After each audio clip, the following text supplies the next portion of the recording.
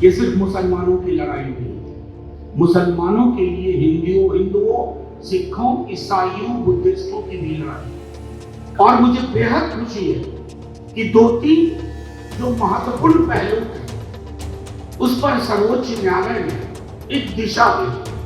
जैसे वक्फ बोर्ड और वक्फ काउंसिल सरकार को अंडरटेकिंग देनी पड़ी, उसमें कोई नियुक्तियां नहीं होगी, उसकी संरचना में कोई बदलाव नहीं होगा। सदन में हुए वक्फ बिल के पास को लेकर के राजद लगातार जो है इसमें प्रदर्शन करती रही है और इसे लेकर के आज राजद कार्यालय में ही सांसद मनोज झा ने सीधे तौर पर केंद्र सरकार पर निशाना साधते हुए कहा है कि कौम को हाशिए पर मत खड़ा कीजिए क्योंकि ये भारतवर्ष के पहचान की लड़ाई है।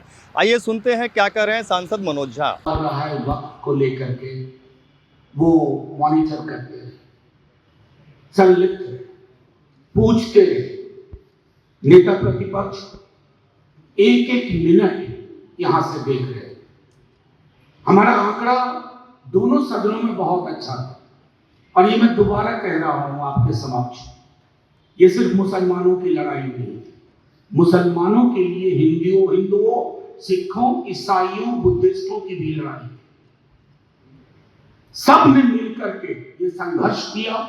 सदन के अंदर कितने सदस्य मुस्लिम हैं, लोकसभा हो या राज्यसभा, ये हिंदुस्तान की अस्मिता, भारतवर्ष की पहचान की लड़ाई बन के निकली। और शायद ये संदर्भ माननीय सर्वोच्च न्यायालय का भी है। जब सदन के अंदर ये फैसला अंक काफी होने के बावजूद सरकार ने अपने पक्ष में सदन का बहुमत हासिल किया, नेता प्रतिपक्ष तेजस्वी जी ने फौरी तौर पे कहा अब कानूनी लड़ाई लड़ेंगे।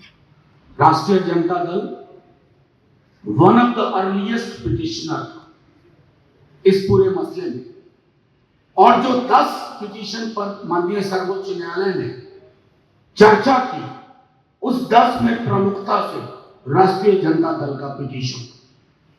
मैं ये बात इसलिए अंडरलाइन कर रहा हूं कि ये सियासत का सवाल नहीं है राष्ट्रीय जनता दल के लिए, ये सवाल था इस देश की पहचान का। और मुझे बेहद खुशी है कि 2-3 जो महत्वपूर्ण पहलू थे उस पर सर्वोच्च न्यायालय ने एक दिशा दी। जैसे वक्फ बोर्ड और वक्फ काउंसिल सरकार को अंडरटेकिंग देनी पड़ी, उसमें कोई नियुक्तियां नहीं होंगी, उसकी संरचना में कोई बदलाव नहीं होगा। नॉन मुस्लिम्स की मौजूदगी, उसके बारे में भी स्पष्ट तौर पर निर्देश दे दिया गया कि एक्स ऑफिसियो जो पहले भी होते के अलावा कोई नहीं है। तीसरी चीज, समुदाय की अपनी स्मृति होती है। सदन में भी लोगों ने कहा था कोई चीज 600 साल पुरानी है, 800 साल पुरानी है, 900 साल पुरानी है, किनको कहां से कागजात हुए। अभी बिहार में जमीन का सर्वे हो रहा है, कई लोगों के पास कागजात नहीं। और एक लोक स्मृति को असल में सोच क्या, इस भाजपा की सरकार जो कि बिहार में भी विद्यमान है, दोबारा से नीतीश जी की अंतरात्मा फिर जब उस करवट बैठी, इनकी ये अर्थव्यवस्था संभाल नहीं पा रहे हैं। तो जब अर्थव्यवस्था नहीं संभलती है तो मोनेटाइजेशन ऑफ जमीन आपके लिए पैसा उगाही का तरीका हो जाता है।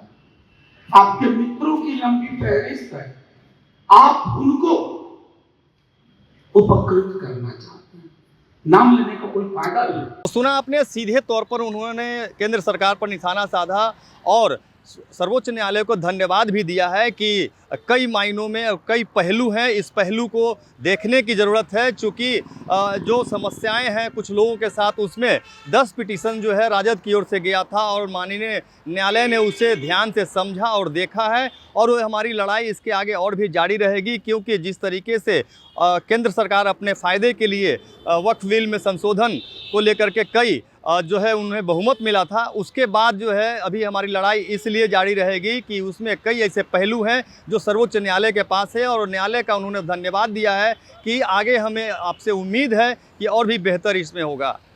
आर्यन खबर के लिए पटना से संजय कुमार की रिपोर्ट।